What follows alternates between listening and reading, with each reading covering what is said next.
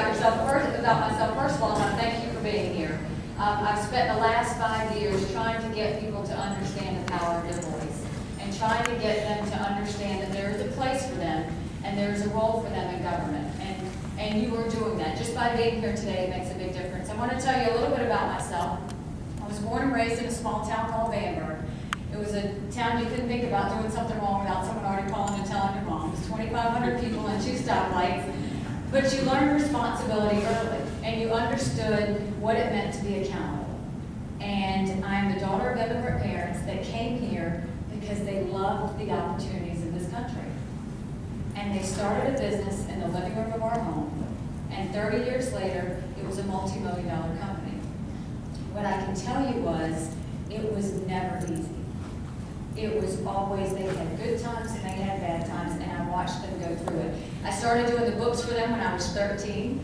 Started doing sales taxes and payroll taxes and all of that. I didn't realize that was not normal until after I got into college and saw that nobody else did that when they were 13. Went through my first corporate audit at 15.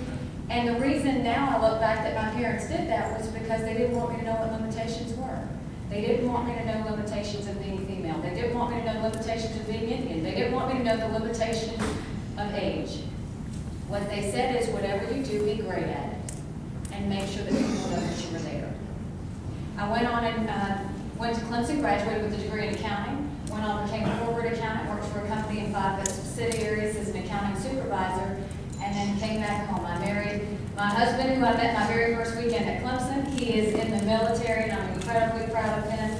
I have 2 children that are in public schools that are a joy to have every day and keep me humble every day that I'm there. I do want to tell you the one thing that my parents continued to teach was, don't complain about it, do something about it. So when I came back home to the family business, what I saw was a government that was way too intrusive in people's lives and in people's businesses. It was hard enough to make $1, and government was too quick to take it. So I didn't complain about it, I did something about it. Had never been involved politically at all, and decided to run for the State House. I love the fact that he said that I ran against the longest serving legislator and won. The truth is, that was a little bit of ignorance. I didn't know you weren't supposed to run against a 30-year incumbent in 5 years.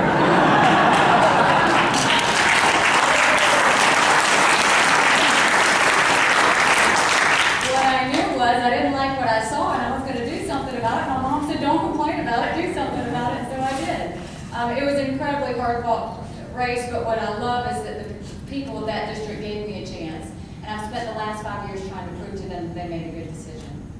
When I got to state government, I saw a lot of things that were eye-opening. Some were good, some were not.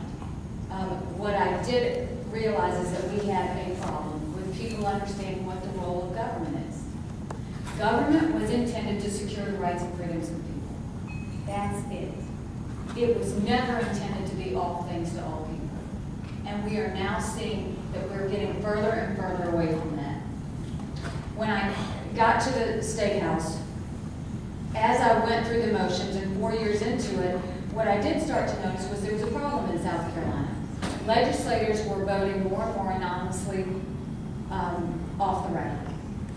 They were voting for things and not putting their name attached to it, and they didn't have to. And one day we had a bill that dealt with the cost of living increases for state employees and retirees. And legislator put in an amendment that would give legislators perks. That's fine, I don't have any problem with that, and I don't judge them for that, but I think that should be openly debated. I think the public should know about it, and everybody should be able to see how the legislators voted. What happened was the bill was read across the desk. To get a vote on the record in South Carolina, one person has to ask for it to be on the record. 9 other people have to agree that it has to be on the record. And then you get a vote on the record. We didn't get the person was not acknowledged. We certainly didn't get 9 people to agree to it. That vote passed unanimously. And all of a sudden, those retirement perks were passed. I was furious. I was not going to complain about it. I was going to do something about it. I filed a bill that said anything important enough to be debated on the floor of the House or the Senate is important enough for a legislator to have to put their name beside their vote. And we it was called the Spending Accountability Act, and it initially dealt with just bills that dealt with taxpayer dollars. We changed it to be everything. Because everything that affects your life, you need to know how your legislator voted. Now, there's an interesting story, because I think the story that happened in South Carolina is probably not uncommon in every state and what's going on in our federal government right now. When I came into office, I was chairman of the freshman class. My second year, I was named majority whip. My third year, I was put on a powerful labor, commerce, and industry committee. My fourth year, I was subcommittee chair of banking. The year I filed this bill, the Republican leadership in my state said, we don't want it, we're not going to have it, put it away. And because I would not put it away, they stripped me of everything. Now, I tell you that because that is something that's eye-opening that we have to face as Republicans, that we have to understand as a party. We are now dealing with a situation where we are seeing government trying to be all things to all people. And we are seeing government really overstep. But who started it?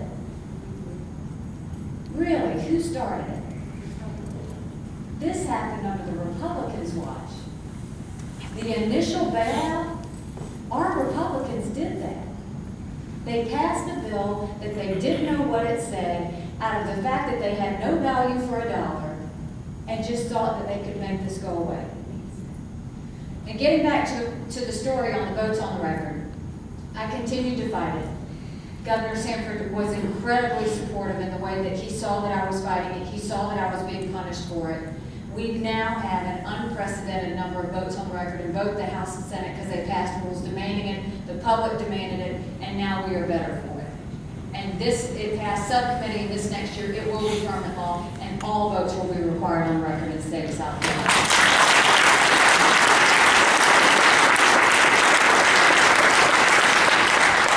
But as we go through that, again, I'm going to talk to you about the role of elected officials in government.